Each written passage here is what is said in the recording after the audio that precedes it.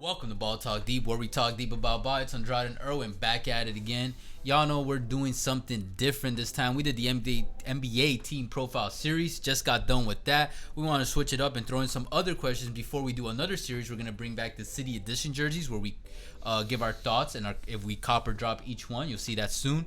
But today we want to bring back to a question we saw on Twitter that has to do with this specific season.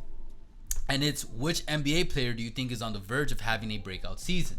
Now, a big reason why I really like this question is because last season, there were a bunch of rookies that were killing it. Potential is immense in a good amount of players. Some of them were even living up to it. Some were even surpassing it. And I was just surprised. So y'all can take this to the grave. This is my word. I got it on video. Don't be surprised if the 2019 draft season turns out to be one of the most historic ones, one of the top 5 to top 10, because off the top I can think of like 4 already that I would have up there, because don't be I expect some of them to have some breakout seasons this year. Hey, since there's a theory, since he wants to take it to the grave, don't be surprised if you see some flames behind Andrade, because this man might go to hell, or you might see a halo, right above him.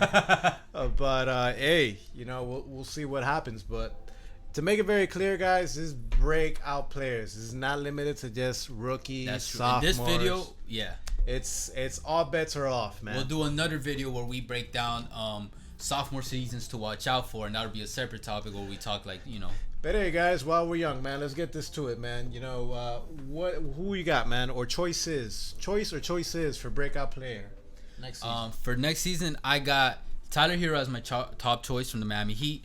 And then the other 2 choices are Ja Morant from the Memphis Grizzlies and Michael Porter Jr. from Denver Nuggets. What about you? I got Christian Wood. I got KC Okpala. Okpala. I said it right. KZ.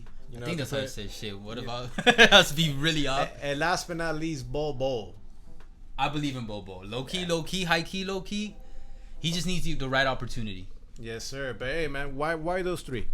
Bro, all right. Tyler is my top choice because obviously he had that phenomenal bubble playoffs. Everybody was talking about him. Man became like the most requested jersey, I think, for the Heat too, if not the top 2 with Butler. But I think Tyler is up because and then he had a good rookie season. He averaged 13.5 points per game, 2.2 assists, 4 rebounds. Very similar to Devin Booker. True, and this is coming off the bench, even though he did get 27 minutes per game last regular season. Now, I perceive a change upwards of about, don't be surprised him averaging 15 to 20 points per game. Maybe if he really starts taking the reins offensively, low 20 points, but I want to say 15 to 20, which is a big up, especially if he can keep that consistency along with keeping high percentage numbers.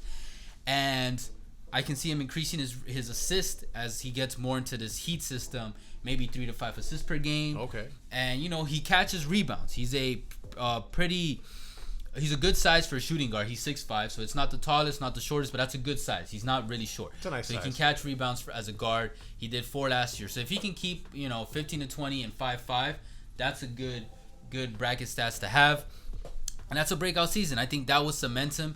A lot of people now underrate him. They find him very overrated because they think what he comes out of the bubble is not what we're gonna get out of him. Yeah, we're definitely. I have to disagree with that. I think his game is supernatural. He has intangibles in his on-court skills, the way he plays basketball, the way he moves with the basketball, the way he views the court, like his court vision. It's a lot of the shit that he already has, and I saw this in the preseason. That's why I was really high on him even before his rookie season.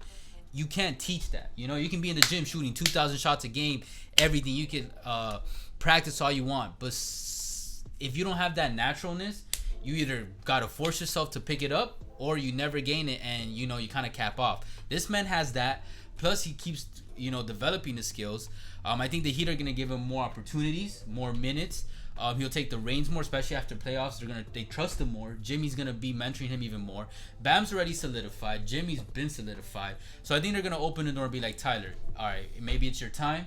And I think if he's starting shooting guard for most of the season, I don't know if he will be, but at least most of it, then he'll definitely get the opportunity to prove himself. Okay, and that's pretty good, and I agree with your points. How about Ja and Michael Porter Jr.? Bro, Ja is For Ja, it's like what I kind of see. He has the potential to do a Luka upgrade, a Luka level, going from like Super Saiyan to Super Saiyan 2. Or maybe not Super Saiyan. What's the one before Super Saiyan? What's before Super Saiyan? No, man.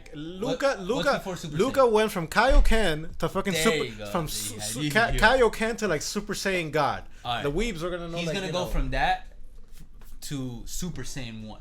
That's what I can see. Because Ja averaged, basically, I'm rounding up 18 points. It was 17.8, but 18 points per game, 7 assists per game, and 4 rebounds per game. Those are the averages for what he averaged last regular season as a rookie. This man is only 21. He was 20 last year. He's already the franchise face for the Memphis Grizzlies. Easily. So the opportunity is already there for the taking. Definitely. Even though he's really young, he seems to have the locker room already like okay, this is our consensus leader. Yes, he's still gonna get mentored by the older vets and shit, but like, we're gonna listen to you, young dog. Like you got it. Not many people have it. Ja's got it, and that's why I can see him doing some Luka. We didn't like the way Luka. Now I'm not saying he's gonna get to that level, but some type of shit where it's gonna be another significant jump. And a big reason is because he's gonna get the minutes. He's going to get the opportunity to lead this team. He's gonna have the ball in his hands. So of course, and he has the talent, Hey, you guys let us know before Andrade goes on Michael Porter Jr. Let us know who you think, guys, in the comments, who you guys got. Yeah. And more so, leave a like, leave a comment, subscribe. We're just getting started with this NBA season. But why Porter Jr.? This is season 2 of Ball Talk Deep, guys. Where we talk deep about ball. Exactly. And look, let us know if we're sleeping on anybody. You heard our 3 choices. You heard his 3 choices. Like, who are we missing? Because if we're missing somebody, let me know so I can be on the lookout this season. You know what I mean? If I can get to my choices, actually, Christian Wood. He's a guy that started getting talked about because of the run that he had with the Detroit Pistons towards the end. The second half of the season. So you think he'll take the opportunity that he has in Houston right now? I think so, man. From what I've seen, in the preseason, obviously, whatever happens in the preseason, you gotta take it with a grain of salt. Facts. The biggest one that I'll say is. Remember when everybody was hyped about Anthony Bennett with the Cavs? Yeah, I saw that going around. He did pretty well in the preseason. Then, yeah. So you think Christian Wood is gonna step up nasty this season? I think he's gonna step up nasty to do it. We're talking about breakout seasons, yeah. Obviously, there's a lot of combinations, in place. Number 1, James Harden. He's getting the hell out of Houston. So that's gonna rumors are getting heavy. So that's not the only thing getting heavy in Houston. But anyways. Look, the usage percentage for Christian Wood is going to increase exponentially, especially if Harden leaves. John Wall obviously wants to establish he looks like he's healthy. The healthiest that we've seen him in years. Yeah, that's true. And he's a good point guard. That's a good point guard, big man, forward, whatever, pairing. That's a good duo. To be able to have. Because not only can Christian Wood, go to the dive and pick and rolls straight to the rim, Christian Wood is wet as fuck for a big man. For a big man. So that's going to be pretty good, especially with the type of system that Houston has. I think it's going to work out beautifully. All right. The other people that I had in mind, Bol, come on, like you already seen the hype. They make fun of him in the practice, but the guy is tall as fuck. He can shoot. Guy can pass. The guy can dribble. If the man stays healthy and he can get trust. From the Nuggets management, there's no reason why not. He can make some sort of breakout. Do a step up, yeah. Maybe not a breakout per se, but I think we're gonna see something similar to what we saw from Michael Porter Jr. last year. I was about to say that people are gonna be questioning, saying, "Why isn't Bol getting more playtime?" Yeah, and then he establishes himself as part of the rotation after the season. Exactly. But last but not least, KZ, my accent, KZ Okpala. Did I say it right? I think so. I'm not sure. Whatever. You pronounce it because a lot of people call him, at least in the Heat organization, Baby Giannis. Yeah, and then there's some in the Heat organization that had him as a higher prospect or more potential than Tyler Herro, which that's an interesting take. I disagree with that. That's just. But I'm not there. I'm not there. That's just Pat Riley pulling at the strings, so he can be like, yo, that trade value up. Be like, Houston, you can have KZ, and look, we'll keep Tyler. Better than Tyler. He's better.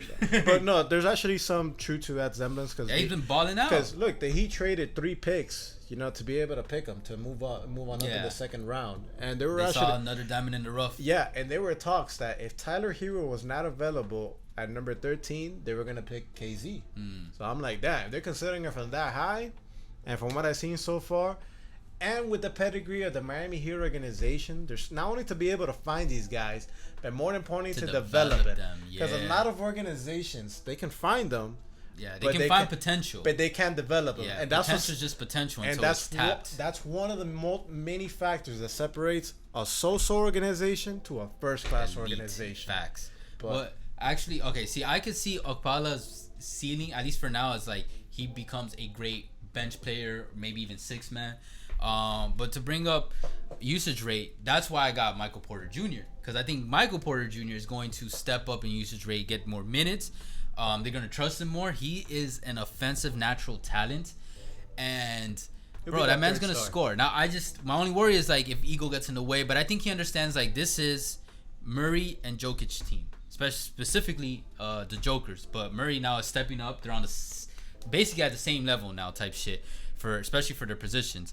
And then Michael Porter Jr., if he can step up and be the max at his level, because he has the potential to do it, that's a fucking star trio right there. Like, Denver may have something on their hand.